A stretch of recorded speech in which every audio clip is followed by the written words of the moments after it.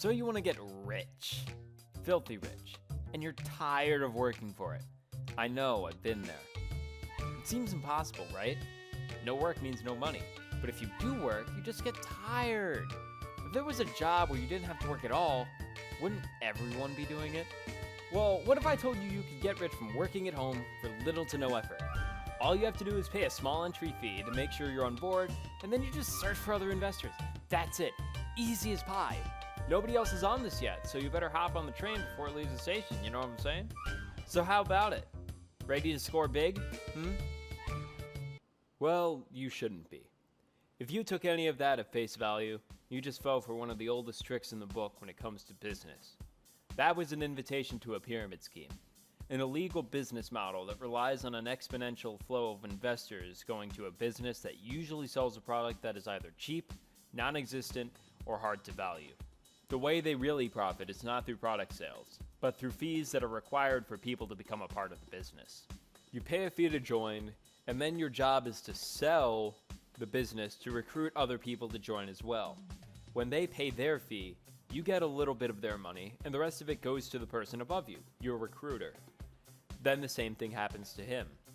Eventually, the majority of the money will have flowed to the top of the business, to the original recruiter, patient zero.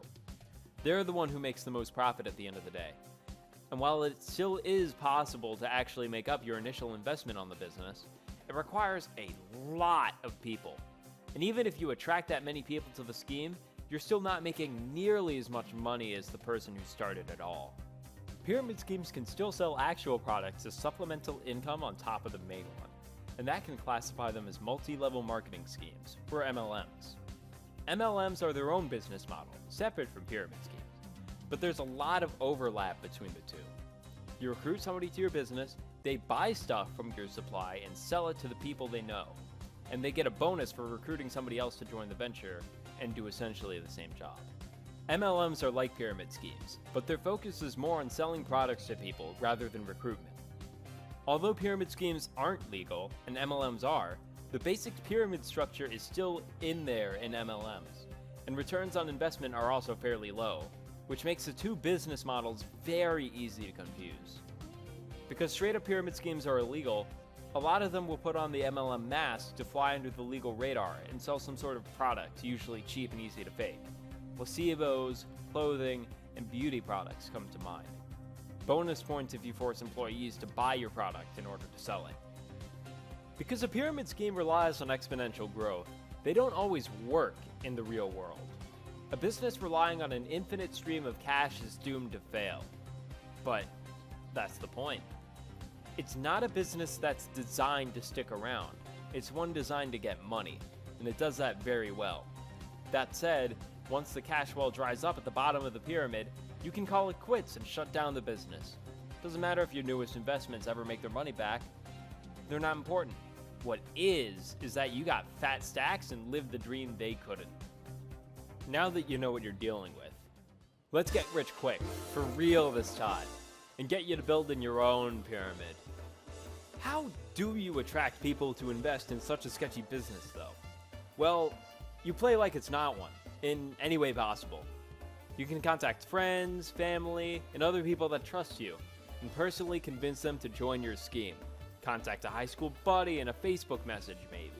An email to a previous coworker, or maybe a personal invitation to a business meeting you just so happen to be having.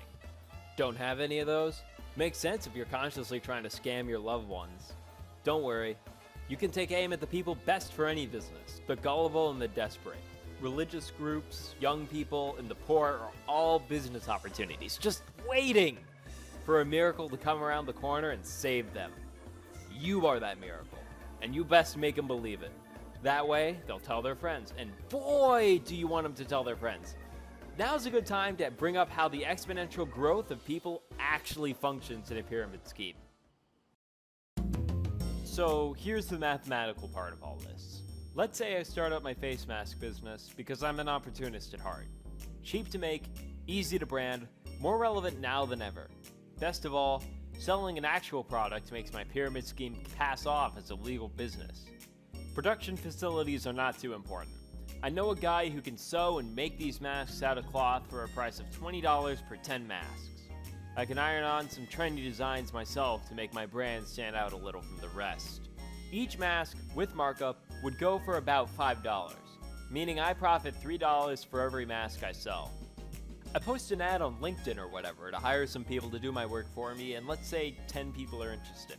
I tell them what they want to hear, make money quick for little to no effort, keep people safe while also making a buck, great return on investment, yada yada. Basically describing my job to them, and letting them do it for me. I tell them that they can work under my arm so long as they pay me $10 to join. And when they do, I give them a complimentary mask at no extra charge, like the saint that I am. It's not necessary, I'm just nice. Keeping my employees safe in these trying times, you know? After that mask, they must now buy the masks from me to sell them, which they can for a discounted price of $2.50.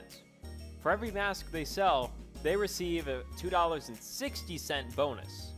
And the rest of the profits from the sale would go to my supplier to make another mask, then to me, amounting to 40 cents.